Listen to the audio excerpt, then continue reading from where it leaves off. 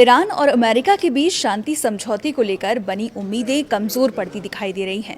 जून में दोनों देशों के बीच एक समझौता हुआ था, लेकिन उसकी समय सीमा अब खत्म हो चुकी है और सिचुएशन एज इट इज बनी हुई है। कोई सोल्यूशन नहीं निकला, लेकिन ईरान और अमेरिका की तरफ से बयानबाजी जरूर शुरू हो गई है। नमस्कार, आप देख रहे हैं न्यूज़ 18 का डिजिटल प्लेटफॉर्म और मैं हूं आपके साथ पल्लवी त्रिपाठी।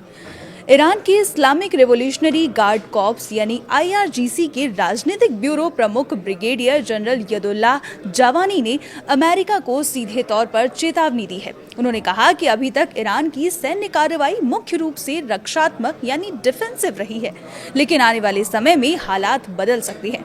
उन्होंने विरोधियों को किसी भी संभावित रणनीतिक सरप्राइज के लिए तैयार रहने को कहा है। हालांकि उन्होंने ये साफ नहीं किया कि ईरान की तरफ से संभावित आक्रामक कार्रवाई किस तरह की होगी। सबसे बड़ा विवाद स्टेट ऑफ होर्मुज को लेकर है। होर्मुज दुनिया के सबसे महत्वपूर्ण समुद्री रास्तों में से एक है। यहाँ से बड़ी मात्रा में तेल और गैस की आवाजाही होती है। मौजूदा तनाव के कारण इस रास्ते से तेल टैंकरों की आवाजाही काफी प्रभावित हुई है और इसका असर अंतर्राष्ट्रीय बाजार पर भी दिखाई दिया। 18 अगस्त को तेल की कीमतों में तेजी देखी गई, क्योंकि बाजार में सप्लाई बाधित होने की आशंका बढ़ गई है। अमेरिकी राष्ट्रपति डोनाल्ड ट्रंप ने हाल ही में होर्मुज को लेकर कहा कि अमेरिका स्ट्रेट ऑफ होर्मुज को अपने क्षेत्र के तौर पर घोषित कर सकता है। हालांकि बाद में व्हाइट हाउस की तरफ से इस बयान को लेकर अलग स्पष्टीकरण दिया गया, लेकिन ईरान ने इसे गंभीरता से लिया। तेहरान का कहना है कि होर्मुज को लेकर किसी भी फैसले में ईरान की भूमिका को नजरअंदाज नहीं किया जा सकता।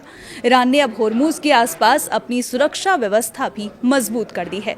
ईरानी अधिकारियों का कहना है कि अगर अमेरिकी सैनिक किसी ईरानी द्वीप पर उतरने या सैन्य कार्रवाई करने की कोशिश करते हैं तो उन्हें निशाना बनाया जाएगा।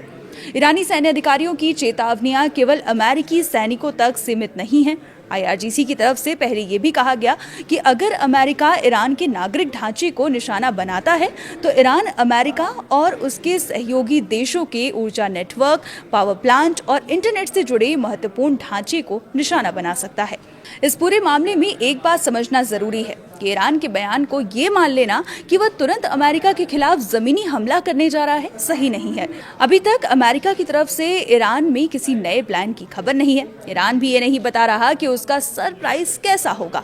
इसलिए फिलहाल ये सैन्य चेतावनी और दबाव बनाने की रणनीति की तरफ दिखाई देता है।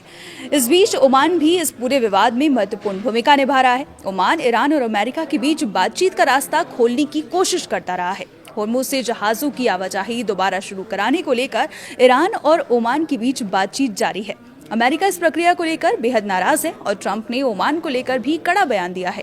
अमेरिका और ईरान के बीच तनाव अब एक ऐसे मोड़ पर पहुंच गया है जहां बातचीत के साथ साथ सैन्य विकल्पों पर भी जोर बढ़ रहा है।